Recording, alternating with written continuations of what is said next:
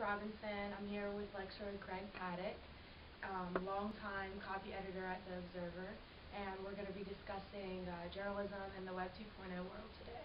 So welcome. So where do you go to get your news? Well, where I go to get my news, Charlotte Observer, of course. Worked there 20 years. New York Times, and also just driving around in my car listening to NPR. So that's basically where I get my news. So do you go online at all to get your news? Twitter? I do go online. New York Times online a lot. Of course, The Observer online. I do just starting to use Twitter, but I'm an old media guy, so you know, old habits are hard to break. So what is Web 2.0 to you? Well, it's a lot of things. You know, it's hard to sum up everything it is. It's a lot of interactive kinds of things, videos, Twitter feeds, even Facebook, and some of the a lot of news organizations are just starting to use that. Podcasts, just the sky's the limit, really. Right. So how do you see Web 2.0 impacting the journalism profession? Well, it's going to impact it, I think, as much as journalists let it impact. Like most news organizations, The Observer is very slow to embrace change. And in fact, once they have started to use that technology, it has probably already been eclipsed. But journalists at The Observer are using Twitter. The sports guys, reporters, Scott Fowler, Tom Sorensen use Twitter to cover live Panthers games. We have online chats, usually 1 hour a day at around noon, which is when we found a lot of readers like to listen, and those places are those chats are just bombarded. We never get to all the questions that readers have. You know, other organizations are using it a whole lot more than the Observer.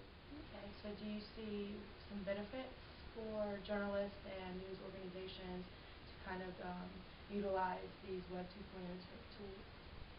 Yeah, I think it's great. I mean, I think you know, journalists have long sought for a way to get feedback. You know, you get letters to the editor, but those are not quite as quick as you would like. Here, you are getting to interact with your audience, and in an ideal world, you are meeting your sources, and you're talking to sources, people out who are knowledgeable that you had no idea existed out there. You know, they're coming to you. I mean, what could be better for a journalist? And to hunt down your sources, instead you have people coming to you, giving you information, giving you feedback. I think that's probably one of the best advantages. You know, you're constantly, as a journalist, trying to get new sources in the paper, new voices. And those new voices are coming to you. That's great. So I think journalists could, there's some really clear advantages of 2.0. So any downsides, any negatives for news organizations, reporters in this new age?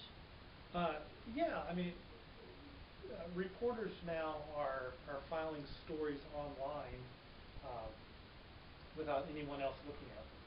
And that's a big departure from earlier when, you know, a story could not get into publication without 2 or 3 editors looking at it.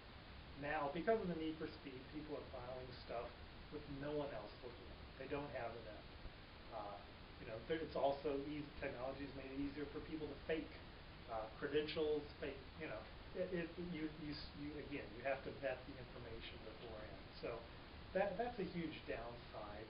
So this concept of journalists giving the readers what they want. Do you think that's still journalists having problems with the gate watching ways of news? You know, gatekeeping is out the door. You know, it's journalists used to be gatekeepers, and we're really not that anymore. I mean, there's so many outlets out there.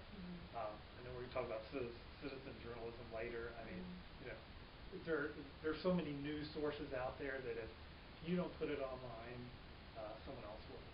So I think the gatekeeping function is pretty much gone for journalists. Yeah. Any other thoughts for journalism specifically before we get into citizen journalism?